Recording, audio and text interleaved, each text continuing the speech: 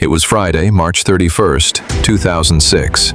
In Columbus, Ohio, winter had not fully let go.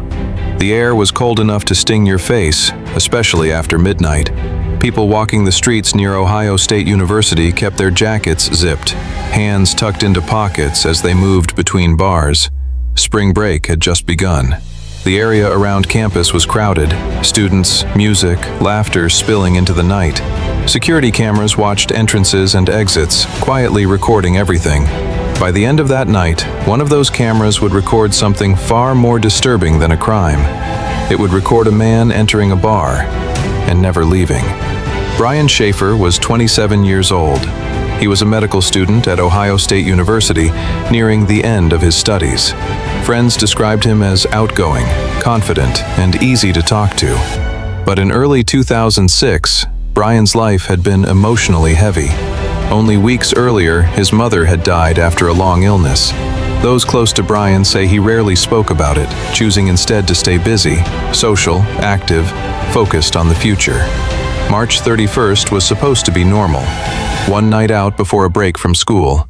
That evening, Brian met up with two friends near campus. They walked short distances between bars, blending into the Friday night crowd. Music echoed through open doors.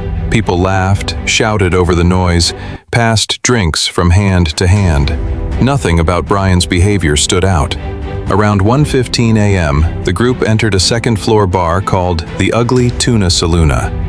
The only public access was a narrow escalator leading up from the street. Security cameras captured Brian entering. He's smiling, relaxed, engaged in conversation. There are no signs of distress. Inside, the bar was packed. It was loud, shoulder to shoulder. The kind of place where people move in small steps, squeezing past one another. As closing time approached, the crowd shifted. Some people stepped outside for air. Others gathered near the entrance, preparing to leave. At approximately 2 a.m., Brian is seen outside the bar briefly. He's talking to two women. They appear calm, casual. This moment, captured on surveillance footage, is the last confirmed sighting of Brian Shaffer. The Ugly Tuna Saloona had one public entrance and exit, the escalator. It was covered by security cameras. Police later reviewed hours of footage. Brian never appears coming down those escalators. Not alone, not with friends, not with anyone. Investigators searched the building. Cadaver dogs were brought in. They found nothing. Brian's phone stopped transmitting. His bank account was never accessed again. No confirmed sightings, no physical evidence. It's as if Brian Shaffer ceased to exist inside a building filled with people. Every theory raised more questions than answers. Could Brian have slipped past the cameras? Experts say it would have required timing so precise it borders on impossible. Did something happen inside the bar? There was no evidence of violence. Did Brian choose to disappear? He left behind his phone, his money, his medical career, everything he had worked toward. Years later, a strange detail emerged. Brian's phone reportedly rang. When police attempted to trace it, there was no location, no signal path, no explanation. Brian's father searched for years, waiting for answers that never came. Brian's mother died without knowing what happened to her son.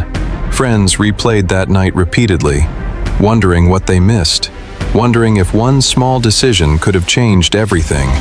A young man went out on a cold March night and never came home. Nearly 20 years later, the disappearance of Brian Shaffer remains unsolved. No suspects, no remains, no explanation that fully makes sense.